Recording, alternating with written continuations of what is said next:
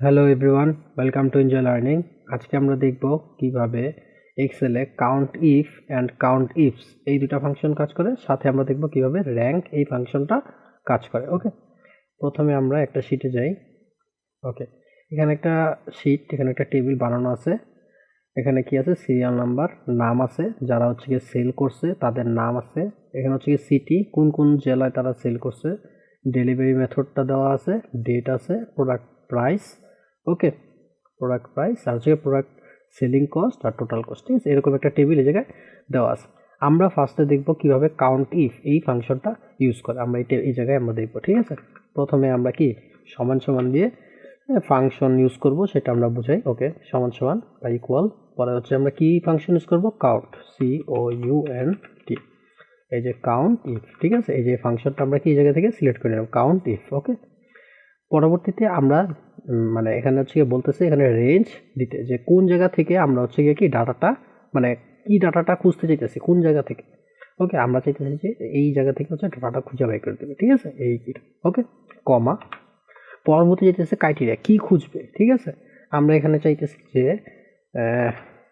ঢাকা, এই টেক্সটটা কোন জায়গায় আছে সেটা খুঁজবে। ঠিক আছে, দিয়েছে কেকা। ঠিক আছে, ওকে, আমরা এখানে কি করলাম? Quotation close, bracket close and enter.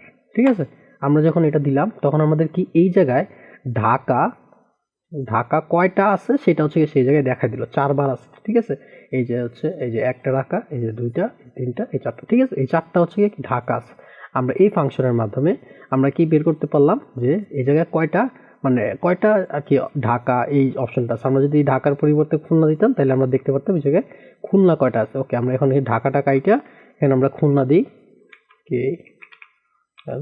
ঠিক আছে, এটা দিয়ে এন্টার করব, আমরা দেখব খুলনাও কি 4বার আছে। ওকে, আমরা এবার কি এটা কক্সবাজার, এটা দিয়ে ট্রাই করি একবার। ওকে, ওকে, COXZAR। ঠিক আছে, কক্সবাজার এই জায়গায় একটা আছে। কেন এই জায়গায় দুইটা আছে আর এই জায়গায় একটা দেখা যাচ্ছে? কারণ দেখেন এই জায়গায় কক্সবাজারের একটার মধ্যে কি স্পেস নাই, আর এটার মধ্যে কি একটাতে স্পেস আছে। ঠিক আছে, আমরা যদি এটার মধ্যে স্পেসটা কমাই দিই, ঠিক আছে, তাইলে এই জায়গায় দেখছেন 2 হয়ে গেছে। ওকে, এইভাবে হচ্ছে কাউন্ট ইফ এই ফাংশনটা ইউজ করা যায়। ওকে, এখন আমরা কি চাইতেছি যে কাউন্ট ইফস এই ফাংশনটা ইউজ করব, অথবা কাউন্ট ইফ। ওকে, আমরা এখন দেখি এখানে কাউন্ট ইফের বদলে কেন কাউন্ট ইফস আমার ইউজ করতে হয়। ঠিক আছে, আমরা এখানে ইকুয়াল দিলাম। এখন আমরা চাইতেছি কি, যে আমি চাইতেছি যে আমি ঢাকা জেলায়, ঠিক আছে, ওকে, ঢাকা জেলায় আমি কি চাইতেছি যে বাসে অথবা ট্রেনে। আচ্ছা, আমরা এখানে বাসে কয়টা ডেলিভারি দিছি, ঢাকা জেলায় বাস দিয়ে আমরা কয়টা ডেলিভারি দিছি, এখানে কন্ডিশন কয়টা? 2টা। যখন আমাদের কন্ডিশন 2টা ইউজ করতে হবে তখন আমরা কি কাউন্ট ইফস এইটা ইউজ করব। যদি আমাদের কন্ডিশন থাকে একটা, এই জায়গায় কি কন্ডিশন একটা ছিল। ওকে, যখন একটা কন্ডিশন থাকবে তখন হচ্ছে কি আমরা এখানে কাউন্ট ইফ ইউজ করতে পারবো। আর যখন হচ্ছে কি, যে দেখেন আমাদের কন্ডিশন ছিল একটা, মানে কক্সবাজার সে খুঁজবে এই রো থেকে। ঠিক আছে, কিন্তু আমরা এখানে এখন কি ইউজ করব? 2টা কন্ডিশন ইউজ করব। কি খুঁজবো? যে ঢাকার মধ্যে ট্রেন দিয়ে কয়টা ডেলিভারি হয়েছে। ঠিক আছে, এটার জন্য আমাদের কি ফাংশন ইউজ করতে হবে? Count ifs, COUNT। ওকে, আমরা এখান থেকে কাউন্ট ইফস এই ফাংশনটা সিলেক্ট করে নিলাম। ওকে, এবার হচ্ছে ক্রাইটেরিয়া রেঞ্জ, মানে হচ্ছে আমরা কোন জায়গা থেকে খুঁজতে চাইতেছি। ঠিক আছে, আমরা এই কলামগুলো থেকে খুঁজতে চাইতেছি। ঠিক আছে, এটা কমা, আমরা এখন কি খুঁজতে চাইতেছি। ঠিক আছে, আমরা এখন সেটা কোটেশনের মধ্যে লিখবো। আমরা যখন কোনো টেক্সট লিখি তখন হচ্ছে সেটা কি কোটেশনের আন্ডারে লিখতে হয়। আমরা এখানে কি লিখবো? ঢাকা। ঢাকার মধ্যে কি খুঁজতে চাইতেছি? আমরা কমা দিব। হ্যাঁ, ঢাকার মধ্যে বাস দিয়ে কয়টা। ঠিক আছে, আবার আমরা ক্রাইটেরিয়া এই জায়গায় সিলেক্ট করলাম, এগুলোর মধ্যে সে দেখবে হচ্ছে বাস দিয়ে কয়টা সিলেক্ট হয়েছে। সরি, ওকে, এখানে এগুলোর মধ্যে কি বাস দিয়ে কয়টা ঢাকার মধ্যে ডেলিভারি হয়েছে। ঠিক আছে, কমা, আমরা এখন কি লিখবো? জায়গায় কোটেশন দিয়ে এর মাঝখানে লিখবো বাস। ওকে, এবার হচ্ছে গিয়ে ব্র্যাকেটটা ক্লোজ করে আমরা এন্টার দিব।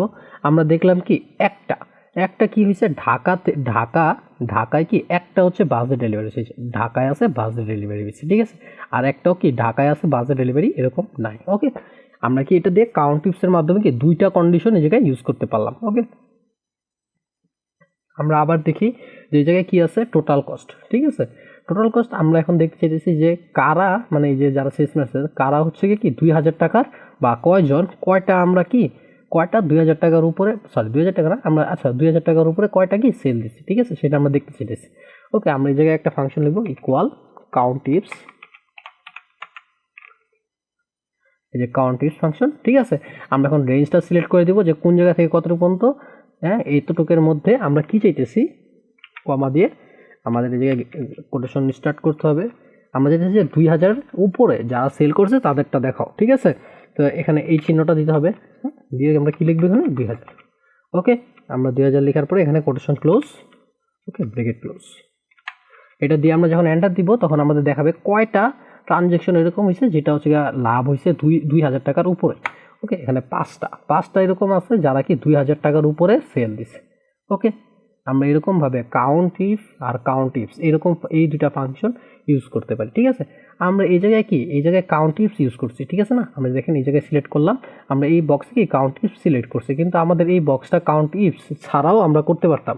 আমরা দেখি কিভাবে করতে পারতাম, এটা আমরা কাটে দিই, ডিলেট। ওকে, আমরা যদি দেখি কাউন্ট ইফ দিয়ে কিভাবে করা যেত, COUNT কাউন্ট ইফ, শুধু কাউন্ট ইফস না। ওকে, কাউন্ট ইফ আমরা শুধু রেঞ্জটা সিলেক্ট করব, কমা কোটেশন স্টার্ট গ্রেটার দেন 2000, ঠিক আছে। এরকম করে লিখছিলাম না কাউন্ট ইফের মধ্যে, সেম জিনিসটা এই জায়গায় লিখে আমরা ব্রেকেট ক্লোজ করে এন্টার দিব, দেবো 5, ঠিক আছে।